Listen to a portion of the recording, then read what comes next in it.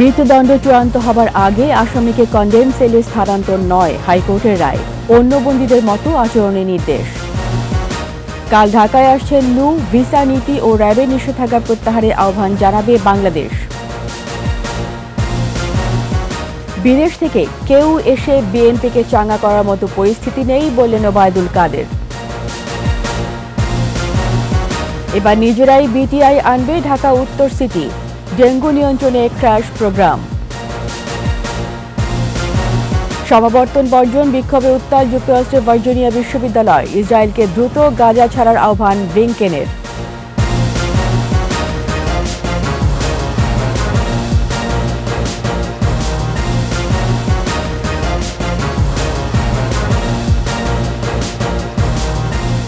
শুনছিলেন first security ইসলামী bank PLC সংবাদ শিরোনাম। আমন্ত্রণ রাত 11টার 21 সংবাদের সাথে আছি আমি রীতা চৌধুরী। দর্শক, 21 টেলিভিশনের সংবাদ একই সাথে সরাসরি দেখতে পাবেন আমাদের ফেসবুক পেজ www.facebook.com/2124 অনলাইনে। এছাড়াও সংবাদ আরও থাকছে,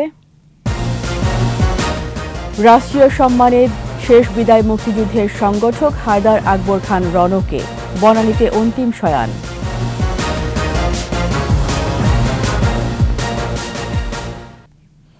মৃত্যুদণ্ডাদেশ চূড়ান্ত হওয়ার আগে কোনো ফাঁসির আসামিকে কন্ডেম সেলে নেওয়া যাবে না বলে রায় দিয়েছেন হাইকোর্ট। আগামী 2 বছরের মধ্যে মৃত্যুদণ্ডপ্রাপ্তদের কন্ডেম সেল থেকে সাধারণ সেলে নেওয়ারও আদেশ দেন বিচারপতি শেখ হাসান আরিফ ও বিচারপতি মোহাম্মদ বজলুর রহমানের হাইকোর্ট বেঞ্চ। বিস্তারিত শাকির আরজু রিপোর্টে। বিচারিক আদালতে মৃত্যুদণ্ডের রায় ঘোষণার পর তাৎক্ষণিক সাজা কার্যকরের আইনগত বিধান নেই। এজন্য ফৌজদারি কার্যবিধির 374 ধারা অনুসারে প্রথমে হাইকোর্টে অনুমোদন নিতে হয়। সুপ্রিম কোর্টের আপিল বিভাগের চূড়ান্ত রায়ের পরও সংবিধানের 105 অনুচ্ছেদ অনুসারে রয়েছে রিভিউ আবেদন সহ সবশেষে রাষ্ট্রপতির কাছে প্রাণ ভিক্ষার সুযোগ। আর এসব প্রক্রিয়া শেষ করতে 10-12 বছর পার হয়ে যায়। কিন্তু বিচারিক আদালতের রায়ের পর থেকেই মৃত্যুদণ্ডপ্রাপ্তদের বছরের পর বছর নির্জন কন্ডেম সেলে বন্দী রাখা হয়, যাদের অনেকেই শেষ পর্যন্ত খালাসও পান। এমন আইনি যুক্তি তুলে ধরে মৃত্যুদণ্ডাদেশ চূড়ান্ত হওয়ার আগে দণ্ডিত বা দণ্ডিতদের কন্ডেম সেলে রাখার বৈধতা চ্যালেঞ্জ করে 2021 সালের 2 সেপ্টেম্বর হাইকোর্টে রিট করেন চট্টগ্রাম, সিলেট ও কুমিল্লা কারাগারের কন্ডেম সেলের 3 কয়েদি। রুল জারি সহ কন্ডেম সেলের বন্দীদের দেয়া সুযোগ সুবিধার প্রতিবেদন চেয়েছিলেন হাইকোর্ট। রুলের চূড়ান্ত শুনানি শেষে দেয়া রায়ে বিভিন্ন দেশের মামলার উদাহরণ দেন হাইকোর্ট। প্রসঙ্গ টানেন সাগররুনি হত্যা মামলারও। হাইকোর্ট রায়ে বলেন, কোনো ব্যক্তিকে মৃত্যুদণ্ডাদেশ দেয়া হলে চূড়ান্ত নিষ্পত্তি বা রাষ্ট্রপতির চূড়ান্ত আদেশ পাওয়ার আগে কন্ডেম সেলে নেওয়া যাবে না। এই চূড়ান্ত হওয়া বলতে বোঝানো হয়েছে হাইকোর্ট ডিভিশন, আপিল বিভাগ, আপিলের রিভিউ এবং মহামান্য রাষ্ট্রপতির কাছে ক্ষমা প্রার্থনার যে দরখাস্ত আছে, এগুলো নিষ্পত্তি হওয়ার পরেই একজনকে নির্জন কক্ষে কন্ডেম সেলে কনফাইন করে সলিটারি কনফাইনমেন্টে রাখা যাবে। পর্যবেক্ষণে হাইকোর্ট বলেন, একজন ব্যক্তিকে মৃত্যুদণ্ডাদেশ দেয়া হয়, কিন্তু মৃত্যুর জন্য অপেক্ষায় নির্জন কক্ষে বছরের পর বছর থাকার আদেশ দেয়া হয় না। কয়জনের মৃত্যুদণ্ড হচ্ছে সেসব তথ্য সুপ্রিম কোর্টের ওয়েবসাইট এবং সাংবাদিকদের দেয়ারও নির্দেশ দেন হাইকোর্ট। আগামী 2 বছর সময় দেয়া হচ্ছে বাংলাদেশের সকল জেল কর্তৃপক্ষকে। মৃত্যুর সেলে নির্জন কক্ষে যারা বন্দী আছেন তাদেরকে সাধারণ কয়েদিদের সঙ্গে বসবাসের সুযোগ করে দিতে হবে। তবে আলোচনা সাপেক্ষে এ রায়ের বিরুদ্ধে আপিল করার কথা জানান রাষ্ট্রপক্ষ। সুপ্রিম কোর্টের কোনো ইতিপূর্বে কোনো জাজমেন্ট হয়নি, অতএব সরকারের সাথে আমি আলাপ করে, যদি সরকারের সাথে আলাপ করে প্রয়োজনে আমি সুপ্রিম কোর্টে যাব। বেইল অ্যাপ্লিকেশনটা নেওয়া যাবে একটা কথা। আর একটা বলছেন উনি যে চূড়ান্ত শেষ না হওয়া পর্যন্ত তাদেরকে কন্ডেম সেলে নেওয়া যাবে না। দেশের বিভিন্ন কারাগারে কন্ডেম সেলে রয়েছেন 2556 জন। শাকির আরজু, 21 টেলিভিশন, ঢাকা। হজ যাত্রীদের ভিসার মেয়াদ বাড়াতে সৌদি সরকারের প্রতি আহ্বান জানিয়েছেন প্রধানমন্ত্রী শেখ হাসিনা। প্রধানমন্ত্রী সরকারি বাসভবন গণভবনে বাংলাদেশে নিযুক্ত সৌদি আরবের রাষ্ট্রদূত ইসা বিন ইউসুফ আল দুহাইলান সাক্ষাতে এলে এ আহ্বান জানান তিনি। সৌদির রাষ্ট্রদূত তার দেশের পক্ষ থেকে প্রধানমন্ত্রীকে শুভেচ্ছা জানান। পবিত্র হজকে স্বাচ্ছন্দ্যপূর্ণ করতে সৌদি সরকারের নেওয়া বিভিন্ন পদক্ষেপ সম্পর্কে শেখ হাসিনাকে অবহিত করেন ইসা বিন ইউসুফ আল দুহাইলান। বাংলাদেশের পাশে থেকে অকৃত্রিম বন্ধুপ্রতিম দেশ হিসাবে সহযোগিতা অব্যাহত রাখায় কৃতজ্ঞতা প্রকাশ করেন প্রধানমন্ত্রী শেখ হাসিনা। সাক্ষাতে দ্বিপক্ষীয় স্বার্থ সংশ্লিষ্ট বিষয়গুলো নিয়েও আলোচনা হয়। যুক্তরাষ্ট্রের দক্ষিণ ও মধ্য এশিয়া বিষয়ক সহকারী পররাষ্ট্রমন্ত্রী ডোনাল্ড লু মঙ্গলবার ঢাকায় আসছেন। পররাষ্ট্রমন্ত্রী ডক্টর হাসান মাহমুদ জানিয়েছেন, মার্কিন মন্ত্রীর সফরে দেশটির ভিসা নীতি ও র্যাবের উপর নিষেধাজ্ঞা তুলে নেওয়া নিয়ে আলাপ হবে। ঠিক করে ফেলা হবে আগামী 5 বছরে যুক্তরাষ্ট্রের সঙ্গে দ্বিপাক্ষিক সম্পর্কের রূপরেখা। রিপোর্টে বাকিরা জানাচ্ছেন মোহাম্মদ নুরুন নবী।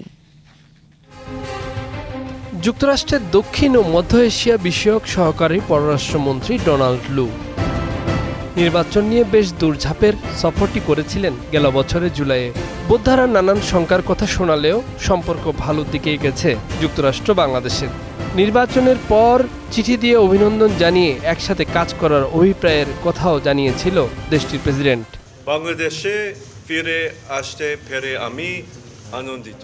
সেই ধারাবাহিকতায় আবারও লু এর ঢাকা সফরে জলবায়ু পরিবর্তন মোকাবেলা, রোহিঙ্গা সংকটের টেকসই সমাধান, অর্থনৈতিক সহযোগিতা সহ বহুবিধ সম্পর্ক নিয়ে আলোচনা হবে। সুতরাং মার্কিন প্রশাসন থেকে যারাই বাংলাদেশে সফর করুক না কেন, আমাদের সম্পর্ককে এগিয়ে নিয়ে যাওয়ার লক্ষ্যেই আমরা কাজ করব একসাথে। সেখানে অর্থনৈতিক সম্পর্ক আছে, আমাদের নানা ক্ষেত্রে কপারেশন আছে, সেগুলো নিয়ে তো অবশ্যই আলোচনা হবে।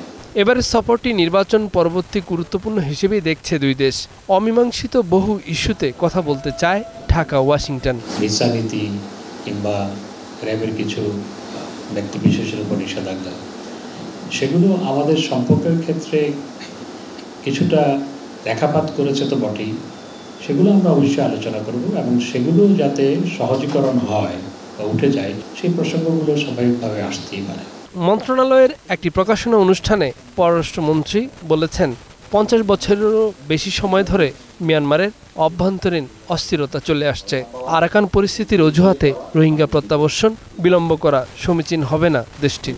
আরাকানে এখনকার যে পরিস্থিতি, সেই পরিস্থিতি প্রত্যাবর্ষণের ক্ষেত্রে একটু অন্তরায় তৈরি করেছে। সেটা যে সঠিক নয় তা নয়, কিন্তু মায়ানমারে গত 50, 60, 70 বছরের যদি ইতিহাস ঘাটেন, সবসময় গণ্ডগোল লেগেছে।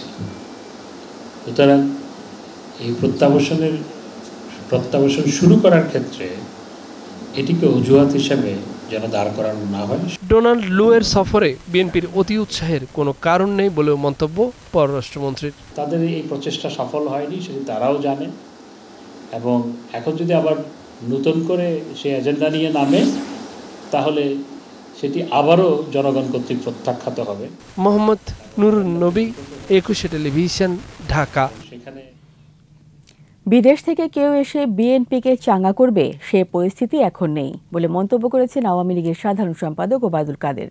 উপজেলায় এমপি মন্ত্রীদের স্বজনদের প্রার্থিতা বিষয়ে দলীয় নির্দেশ অমান্যকারীদের সাজার হুঁশিয়ারিও তার।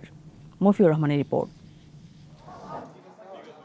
সাম্প্রতিক বিষয়াবলী নিয়ে ধানমন্ডিতে আওয়ামী লীগ সভাপতির রাজনৈতিক কার্যালয়ে সংবাদ সম্মেলনে আসেন দলটির সাধারণ সম্পাদক ওবায়দুল কাদের।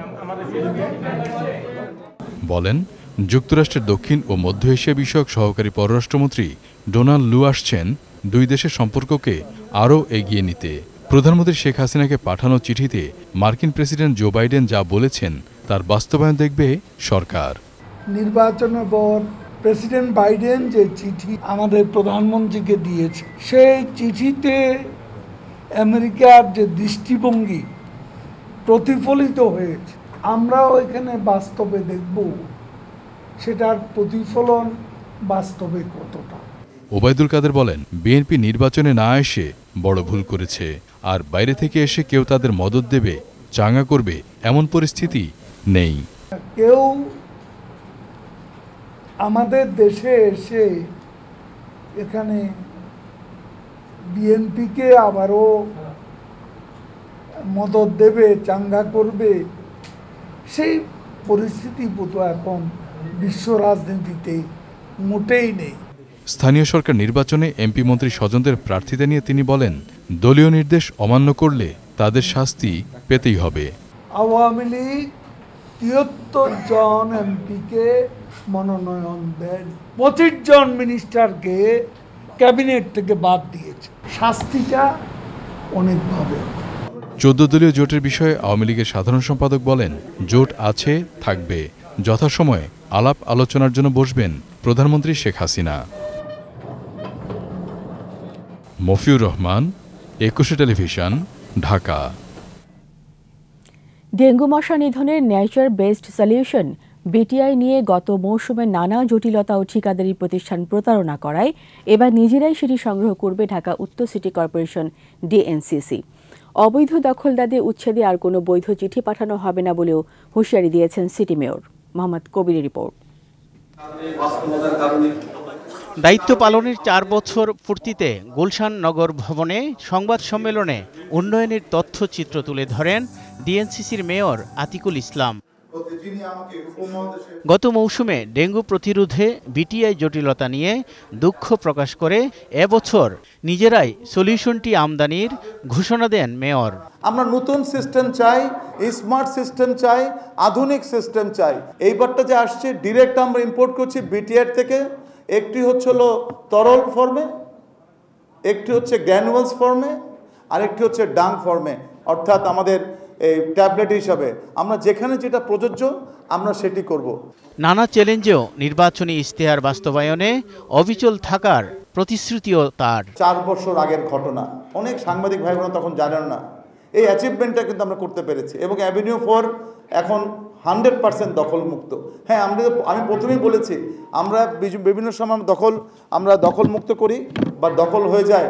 একটি মেসেজ কিন্তু আমি দিয়েছি এবং এই মেসেজটা কিন্তু কাজে লাগছে যে অবৈধ দখলদারদের জন্য আমি কোনো বৈধ চিঠি দিব না। নগর উন্নয়নে ও স্মার্ট সিটি গঠনে 18টি ওয়ার্ডে 24,000 কোটি টাকার উন্নয়ন প্রকল্প চলমান বলেও জানান মেয়র আতিকুল। যত শীঘ্র সম্ভব 18টি ওয়ার্ডকে মানুষকে। মোহাম্মদ কবির, 21 টেলিভিশন, ঢাকা। ডিএনএ পরীক্ষায় রহস্য উন্মোচিত হচ্ছে 90 ভাগ জটিল মামলার, গ্রেপ্তার হচ্ছে আসামিরা। সারা দেশ থেকে আলামত পরীক্ষার চাপও বাড়ছে সিআইডির একমাত্র ডিএনএ ল্যাবের উপর। 21 টেলিভিশনকে দিয়ে একান্ত সাক্ষাৎকারে এসব তথ্য জানিয়েছেন সিআইডি প্রধান মোহাম্মদ আলী মিয়া। বলেছেন, বিভাগীয় পর্যায়ে ল্যাব স্থাপন করা হলে মামলা তদন্তের গতি আরও বাড়বে। মামুন মোল্লার ক্যামেরায় দীপু শিকদারের বিশেষ প্রতিবেদন। এই নারীর ছদ্মনাম লিলি, এসেছেন ঢাকার বাইরের একটি জেলা থেকে। নিজ শিশু সন্তান নিয়ে স্থানীয় পুলিশের সহায়তায় পিতৃত্বের দাবিতে ডিএনএ পরীক্ষার জন্য হাজির হয়েছেন সিআইডির প্রধান কার্যালয়ে। প্রেমের সম্পর্ক হয়, তারপর থেকে কনসিভ হয়ে যায়, তারপর বেবি হয়। ও প্রথমে মাইনা নিতে চাইছে, পরে আর মাইনা নিব না। তারপর আমরা মামলা করি, কোর্টে বলছে কি হ্যাঁ এই বাচ্চা আমার, এই কাজ আমি করছি। তারপর ডিএনএ টেস্ট করাইছে ঢাকা মেডিকেল হাসপাতালে। পরে ওইখান থেকে 2 নাম্বার রিপোর্ট করে জামিনে আসছে। তারপরে এখানে আমরা আসছি ডিএনএ টেস্ট করানোর জন্য। প্রতিদিনই সারা দেশ থেকে খুন, ধর্ষণ, বাবা মায়ের পরিচয় নিশ্চিত সহ স্পর্শকাতর অনেক ঘটনায় রহস্য উদ্ঘাটিত হচ্ছে এই ডিএনএ ল্যাবের মাধ্যমে।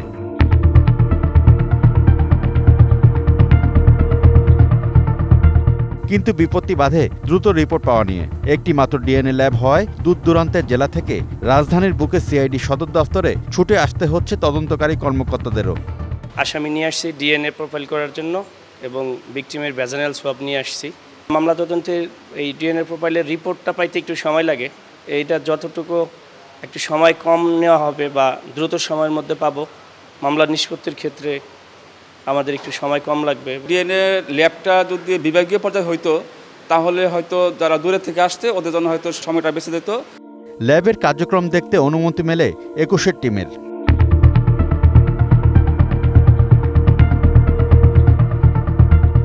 নমুনা সংগ্রহের পর পরীক্ষার জন্য আসে এই কক্ষে। পরবর্তী পরীক্ষার জন্য চলে যায় ডিএনএ ল্যাবের আরেকটি কক্ষে। এভাবে সতর্কতার সঙ্গে প্রতিটি ধাপ পার করে তবেই আসে চূড়ান্ত ফলাফল।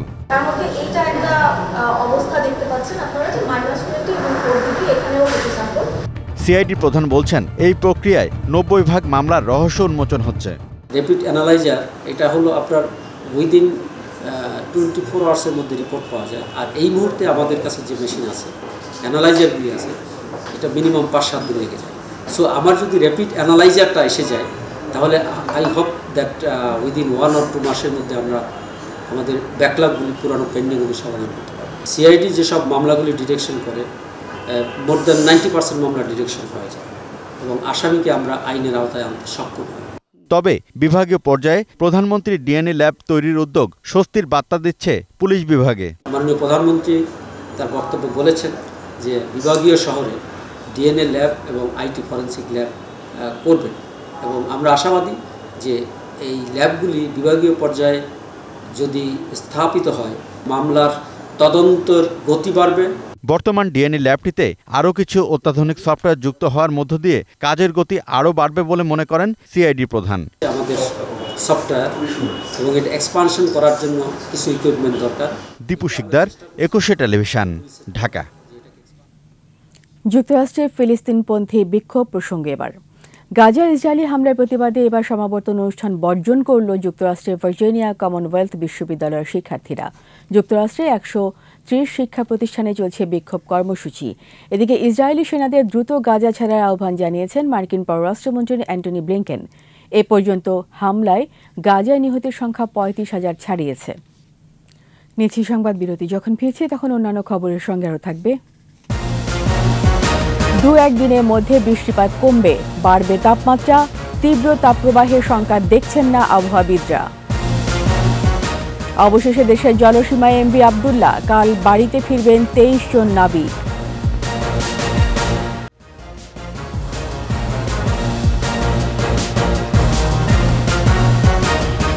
আবার আমন্ত্রণ রাত 11:21 সংবাদে।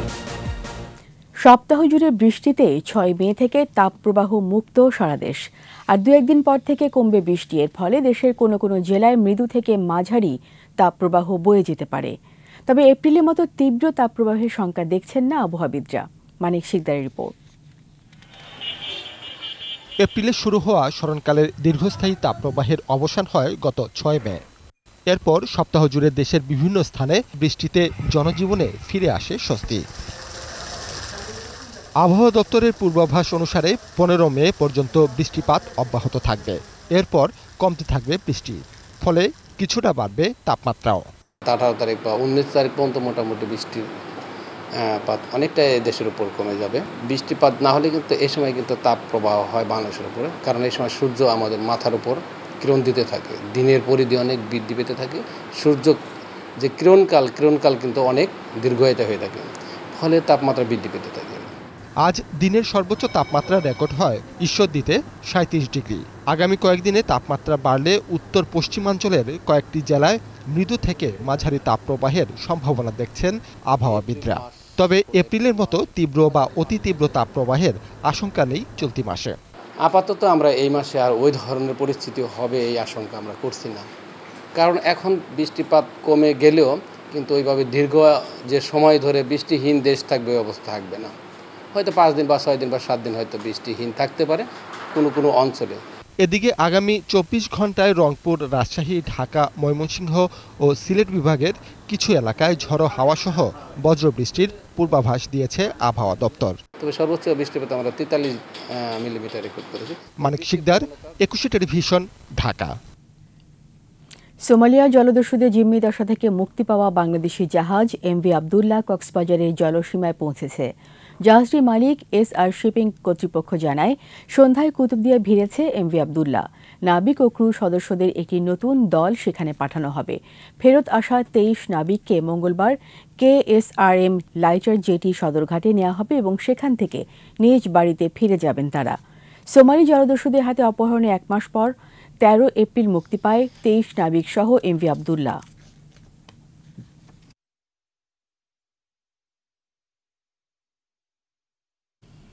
কাঁচা পাট রপ্তানি নিষিদ্ধ নয়, প্রয়োজনে শুল্ক আরোপ করা যেতে পারে বলে জানিয়েছেন বাণিজ্য প্রতিমন্ত্রী আহসানুল ইসলাম টিটু।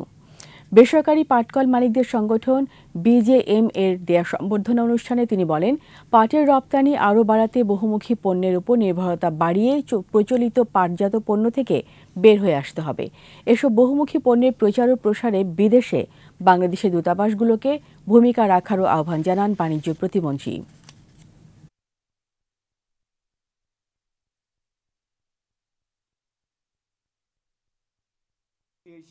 অন্যতম একটা অ্যাসোসিয়েশন, সেই জন্য জুটের উপরে যদি আমরা একটা ট্যারিফ দিয়ে দেই তাহলে কিন্তু তারা আমাদের আর সমস্যা থাকে না, আপনারাও প্রোটেক্টেড থাকেন। আপনারা যেটা দিয়ে কিনবেন আপনাদের 1.5 গুণ দাম দিয়ে তাদেরকে পাট রপ্তানি করতে হবে, আমার বৈদেশিক মুদ্রাও বাড়বে এবং আপনার ইন্ডাস্ট্রিও প্রোটেক্টেড হবে। এর জন্য আমার তখন আর এন্টি ডাম্পিং নিয়ে আমার চিন্তা করতে হবে না। নেই আধুনিক অস্ত্র, নৌযান ও সরঞ্জাম, নেই নিরাপদ বাসস্থানও। এমন অরক্ষিত জীবন আর প্রতিকূল পরিস্থিতিতে বিশ্বের সবচেয়ে বড় ম্যানগ্রোভ বনাঞ্চল সুন্দরবন পাহারা দিচ্ছেন বনরক্ষীরা। মংলার প্রতিনিধি আবুল হাসানের প্রতিবেদন, জানাচ্ছেন খুরশিদ আলম মুকুল।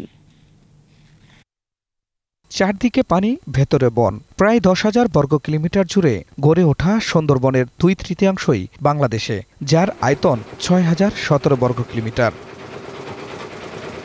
বিশাল এ দুর্গম বন রক্ষায় দিনরাত জীবনের ঝুঁকি নিয়ে কাজ করছেন বন বিভাগের 191 জন রক্ষী। অথচ যেসব রক্ষী দায়িত্ব পালন করেন তাদের জীবনেই অরক্ষিত। নেই আধুনিক নৌযান, সরঞ্জাম ও অস্ত্র। 16টি স্টেশন ও 63টি টল ফাঁড়িও নিরাপদ নয়, ফলে ঝুঁকি নিয়ে অভিযান চালান তারা। উন্নত মানের কোনো অস্ত্র হলে আমাদের এই দুষ্কৃতকারীদের ধরতে অনেক সুবিধা হবে। গরম জলে পর্যটক যখন হঠাৎ আসে, কোনো সময় দেখার লোক আসে তখন অত দরকার হয়, যখন প্রচুর আসে তখন কিন্তু যে কয়জন আসে দিয়ে হয় না। বনরক্ষীরা বলছেন, বন ঘিরে অনেক অপরাধ সংঘটিত হয়। সুন্দরবনে আশ্রয় নেয় অনেক অপরাধীও। বনের কাঠ চুরি করে নিয়ে যায় দস্যুরা। বন রক্ষায় বনের এক অংশ থেকে অন্য অংশ যেতে জলপথেই একমাত্র ভরসা, কিন্তু চলাচলের জন্য নেই আধুনিক জলযান।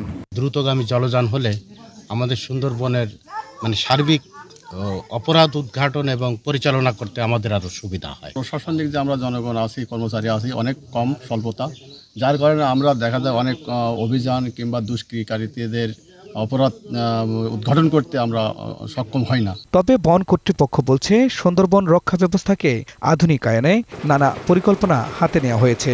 সুন্দরবন সুরক্ষা একটা প্রকল্প আছে, সেটা বাস্তবায়নাধীন রয়েছে এবং ওই প্রকল্পের আওতায় আমাদের কিছু নতুন জলযান অন্তর্ভুক্ত রয়েছে। আশা করছি প্রকল্পগুলো বাস্তবায়ন করলে আমাদের যে অবকাঠামোগত সমস্যা কিংবা জলযানের সমস্যা, এটা অনেকাংশে লাঘব হবে। দেশের অর্থনীতিতে সুন্দরবনের অবদান প্রতি বছর প্রায় 5.5 কোটি টাকা। বনের সম্পদ রক্ষায় বনরক্ষীদের সুযোগ সুবিধা নিশ্চিতে সরকার উদ্যোগী হবে, প্রত্যাশা বনরক্ষীদের।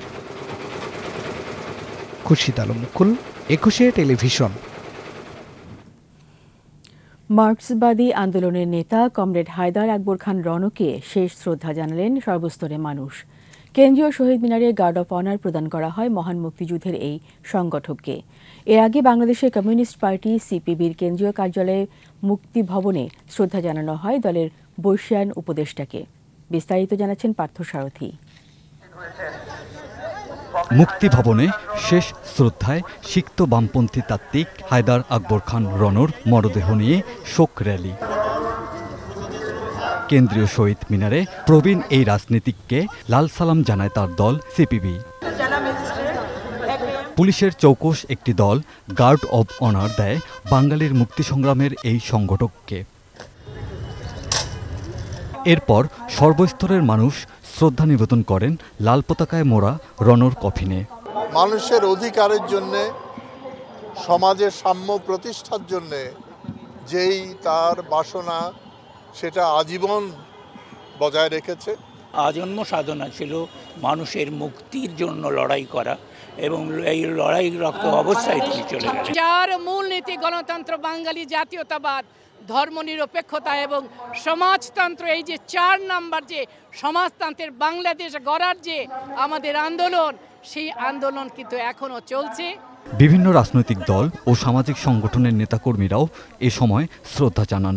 সারা জীবন সংগ্রাম করেছেন এই দেশের মানুষের ভাগ্য উত্তরের জন্য, এই দেশের মানুষের উন্নয়নের জন্য চেষ্টা করেছেন। এবং সৎ মানুষ বাংলাদেশে রাজনীতিতে বিরল, এবং উনি যতদিন বেঁচে ছিলেন আমার মনে হয় যে বাম ঘরানার রাজনীতিতে সবারই শ্রদ্ধার পাত্র ছিলেন। এই চলে যাওয়া নিঃসন্দেহে বাংলাদেশের রাজনীতিতে, আদর্শবাদী রাজনীতির ক্ষেত্রে একটা বিরাট শূন্যতা সৃষ্টি করল। হায়দার আকবর খান রণ কখনোই বিভ্রান্তিতে ভোগেননি। বাংলাদেশের প্রশ্নে, জনগণের প্রশ্নে, গণতন্ত্রের প্রশ্নে, স্বাধীনতার প্রশ্নে উনি আপোষহীন লড়াই করেছেন। এরপর ঢাকা বিশ্ববিদ্যালয় কেন্দ্রীয় মসজিদে জানাজা শেষে রাজধানীর বনানী কবরস্থানে মরদেহ দাফন করা হয়। পার্থ সারথী, 21 টেলিভিশন, ঢাকা। নিচ্ছি সংবাদ বিরতি। যখন ফিরব তখন অন্যান্য খবরের সঙ্গে আরও থাকবে। মানব পাচার মামলায় মিল্টন সমাদ্দারের জামিন নামঞ্জুর।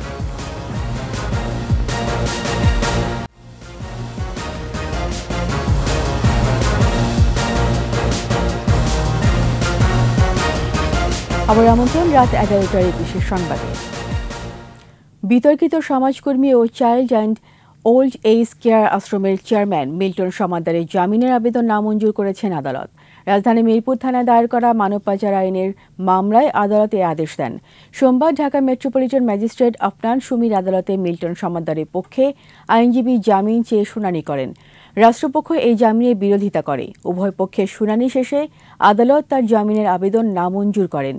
মানব পাচার প্রতিরোধ ও দমন আইনে গত 1 মে মিরপুর মডেল থানায় মামলাটি করেন ধানমন্ডি বাসিন্দা এম রাকিব।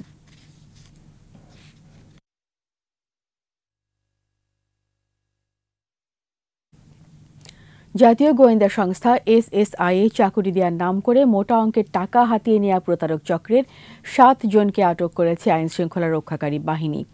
দুপুরে গাজীপুর মহানগরে NSI ও গোয়েন্দা পুলিশের যৌথ অভিযানে 2 জন ভুয়া NSI ও প্রতারক চক্রের সদস্যকে আটক করা হয়। সংবাদ সম্মেলনে পুলিশ জানায়, চাকুরি দেওয়ার নাম করে ভুয়া নিয়োগপত্র এবং প্রশিক্ষণ দিত চক্রের সদস্যরা। আর এ কাজে নেতৃত্ব দেন নীলফামারী জেলার লিওন ইসলাম নামের এক যুবক। অভিযানে তাদের কাছ থেকে বেশ কয়েকটি কম্পিউটার, ল্যাপটপ, মোবাইল ফোন ও পরীক্ষার প্রবেশপত্র সহ বিভিন্ন ইলেকট্রনিক্স ডিভাইস উদ্ধার করা হয়। প্রতারক চক্রের বাকি সদস্যদের ধরতে অভিযান চলছে।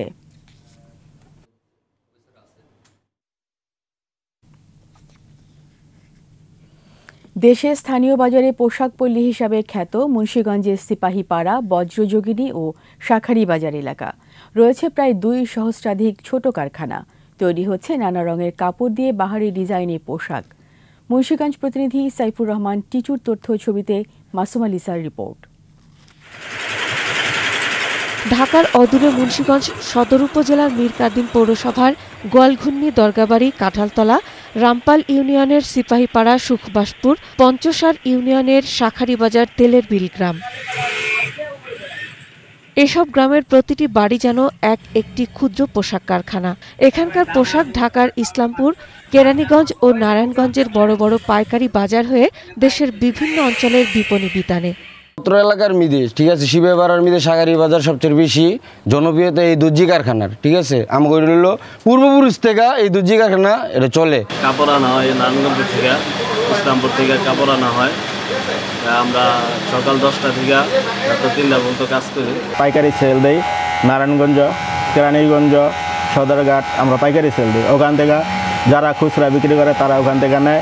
এই পোশাক পল্লীতে কম্পিউটারাইজড এমব্রয়ডারি মেশিনে করা হয় বাহারি ডিজাইনের নান্দনিক কাজ।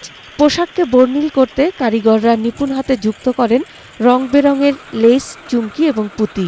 যে দর্জি কারখানার লোক তো আমাদের কাছে ডিজাইন আর আপনার ওই যে মানে কাপড়টা নিয়ে আসে, তো আমরা ডিজাইনটা করে দেই। নায়রা, আলায়া, পাতি জর্জেট, এই 3টা মাল নিয়ে আমরা বেশিরভাগ পাইকারেরা চাহিদা বেশি করতেছে। গলায় কুচি মাল, বাদুর মাল, আতাই কুচি, বিভিন্ন রকমের মাল।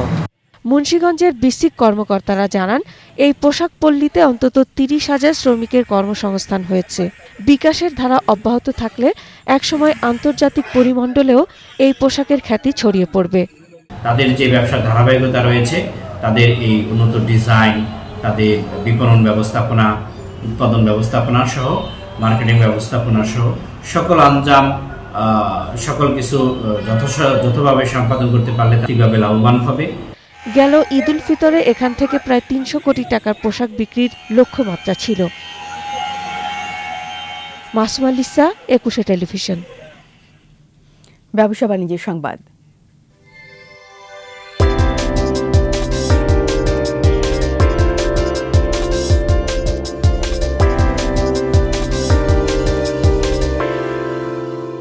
গ্রাহকদের সুবিধার্থে এখন মাইজিপি অ্যাপে খোলা হচ্ছে বিকাশ অ্যাকাউন্ট। মাইজিপি অ্যাপের সার্ভিস সেকশনে এখন থেকে বিকাশ রেজিস্ট্রেশন পেজ নামে একটি ডেডিকেটেড আইকন থাকবে, যেখানে গ্রাহকরা মাত্র 1 ক্লিকেই বিকাশে নিবন্ধন শুরু করতে পারবেন। মাইজিপি অ্যাপে বিকাশ অ্যাকাউন্ট খোলার মাধ্যমে নতুন গ্রাহকরা 125 টাকা পর্যন্ত বোনাস পাবেন। এই উদ্যোগ নিয়ে গ্রামীণ ফোনের প্রধান নির্বাহী কর্মকর্তা ইয়াসির আজমান ও বিকাশের প্রতিষ্ঠাতা ও প্রধান নির্বাহী কর্মকর্তা কামাল কাদির বলেন, যৌথ উদ্ভাবনী উদ্যোগ বিভিন্ন আর্থিক সেবার ব্যবহার বাড়িয়ে ডিজিটাল ইকোসিস্টেমকে আরও সমৃদ্ধ করবে। গ্রাহকদের উন্নত সেবা প্রদানের লক্ষ্যে আবারও পেছালো টি-20 বিশ্বকাপের জন্য বাংলাদেশ দল ঘোষণা। তাসকিনের জন্য আরও একদিন সময় নিচ্ছে বিসিবি। জিম্বাবুয়ের বিপক্ষে শেষ টি-20-র পর বিশ্বকাপ ও ইউএসএ বিপক্ষে সিরিজের জন্য দল ঘোষণা করতে চেয়েছিল বাংলাদেশ ক্রিকেট বোর্ড বিসিবি, তবে বাধা এসেছে তাসকিনের জন্য। জিম্বাবুয়ে সিরিজের শেষ ম্যাচের আগে ইনজুরিতে পড়েন এই পেসার। সাইড স্ট্রেইনের সমস্যায় বিশ্বকাপ নিয়ে শঙ্কায় আছেন তাসকিন। ইনজুরি অবস্থা জানতে আরও একদিন সময় লাগবে। মঙ্গলবার দুপুরে দল ঘোষণার সিদ্ধান্ত নিয়েছে বিসিবি, তবে বিশ্বকাপের আগে ইউএসএ বিপক্ষে 3 ম্যাচের সিরিজে বিশ্রামে থাকবেন তাসকিন। 21 মে মাঠে গড়াবে সিরিজটি। নিলামের আগেই লঙ্কা প্রিমিয়ার লিগে দল পেলেন পেসার মুস্তাফিজ। বিদেশি আইকন হিসেবে সরাসরি তাকে দলে ভিড়িয়েছে ডাম্বুলা থান্ডার্স। সামাজিক যোগাযোগ মাধ্যমে মুস্তাফিজকে দলে নেওয়ার খবরটি জানায় ডাম্বুলা। এবছর ফ্র্যাঞ্চাইজির মালিক বাংলাদেশি প্রতিষ্ঠান ইম্পেরিয়াল স্পোর্টস গ্রুপ। গত আসরে রানার্স আপ হওয়া ডাম্বুলা অরা এখন নাম বদলে হয়েছে ডাম্বুলা থান্ডার্স। এলপিএল এর নিলামে 24টি দেশের 500 ক্রিকেটের নাম লিখিয়েছেন। এর মধ্যে আছেন তামিম ইকবাল, মুশফিকুর রহিম, নাজমুল হোসেন শান্ত ও তাসকিন আহমেদ। 1 জুলাই থেকে মাঠে গড়াবে শ্রীলঙ্কান প্রিমিয়ার লিগ।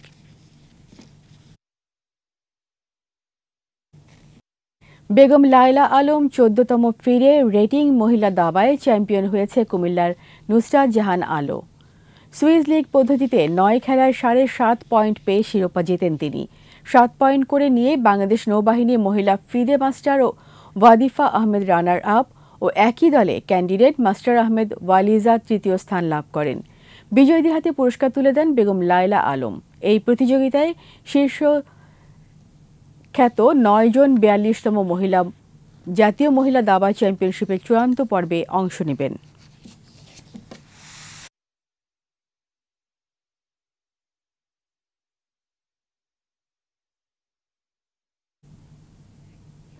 আর এরই সাথে শেষ করছি রাত 11টার 21 সংবাদ। যাবার আগে ফার্স্ট সিকিউরিটি ইসলামী ব্যাংক পিএলসি সংবাদ শিরোনামগুলো আরও একবার। মৃত্যুদণ্ড চূড়ান্ত হবার আগে আসামিকে কন্ডেম সেলে স্থানান্তর নয়, হাইকোর্টের রায়। অন্য বন্দীদের মতো আচরণের নির্দেশ। কাল ঢাকায় আসছেন লু। ভিসা নীতি ও র্যাবের নিষেধাজ্ঞা প্রত্যাহারের আহ্বান জানাবে বাংলাদেশ। বিদেশ থেকে কেউ এসে বিএনপিকে চাঙ্গা করার মতো পরিস্থিতি নেই বললেন ওবায়দুল কাদের। এবার নিজেরাই বিটিআই আনবে ঢাকা উত্তর সিটি। ডেঙ্গু নিয়ন্ত্রণে ট্রায়াল প্রোগ্রাম। সমাবর্তন বর্জন, বিক্ষোভে উত্তাল যুক্তরাষ্ট্রের ভার্জিনিয়া বিশ্ববিদ্যালয়। ইসরায়েলকে দ্রুত গাজা ছাড়ার আহ্বান ব্লিংকেনের। সবশেষ খবর জানতে ডায়াল করুন 2021 নম্বরে আর ভিজিট করুন 21-tv.com ওয়েবসাইটে। এছাড়া ফেসবুকে ভিজিট করতে পারেন facebook.com/2124 অনলাইনে। 21 খবর দেখুন। এর পরের সংবাদ রাত 1টায় দেখার আমন্ত্রণ রইল।